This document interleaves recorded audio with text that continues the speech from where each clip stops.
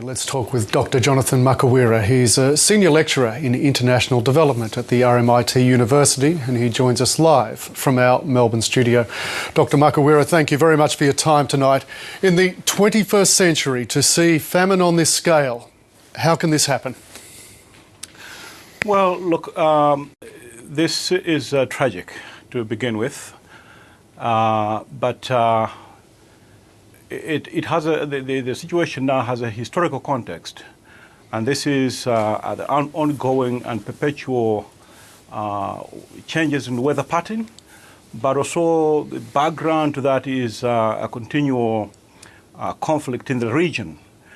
And if you recall, Somalia, Ethiopia, Eritrea have been in conflict for quite a while, and that has been a contributing factor.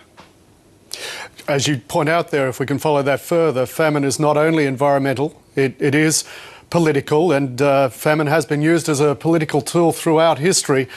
Who is using it in this instance and why? Look, in the case of Somalia, which is currently hard hit, you can go back to as far as perhaps a decade ago, when the U.S. intervened into the situation, but left without perhaps fulfilling their purpose. But then that opened up way to Islamist insurgency, which currently are perhaps controlling almost 3/4 of the country. And so, in a country where which is gripped by fear, conflict, there is no luxury for people to go about doing their chores, and that contributes quite significantly, in fact, greatly. To the current situation, because basically what you're seeing is a country which has collapsed. It's a failed state, if you like, and therefore there is no order, there is no government, the infrastructure is gone, and therefore it makes it very hard for people really to stand on their own and continue with their livelihoods. And therefore what we have seen is, even if there is a UN-backed government, but it's not functioning because it's being controlled by Al-Shabaab. Tell us more about the role of Al-Shabaab there and how that does play into the famine, aside from the fear that you point out, the fear that so many people are experiencing that's interfering with their daily lives otherwise.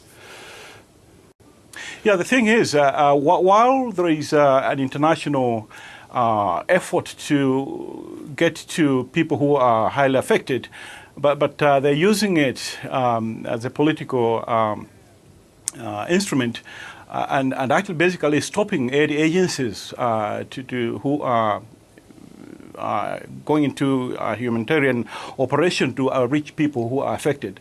And therefore, this really makes it very hard for aid agencies to go in there. One, because they fear that over the past couple of years we have heard of many aid agencies or aid workers being killed. And therefore, not many NGOs or aid agencies are willing to sacrifice their staff in a situation like this. More broadly, at a governmental level globally, how is a famine of this scale allowed to happen? Well, one dimension is that, governments have no control over weather. And obviously, we know that climate change is the talk of the day, and that human activities are partly to contribute. But then, yes, how can this be allowed? The question is, don't we have machinery to actually go into operation, into top gear, into operation and provide support? The answer is yes. The World Food Programme is supposed to possibly, liaise with, for example, the African Union and stage an operation. But the thing is, whether the effort is there or not, that's one issue. But the challenge that we have is where mastering support within the region and also with the support of the international community to do this.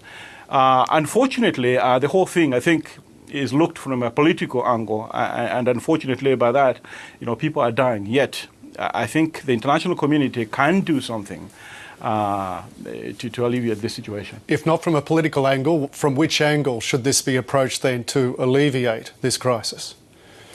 From a humanitarian point of view.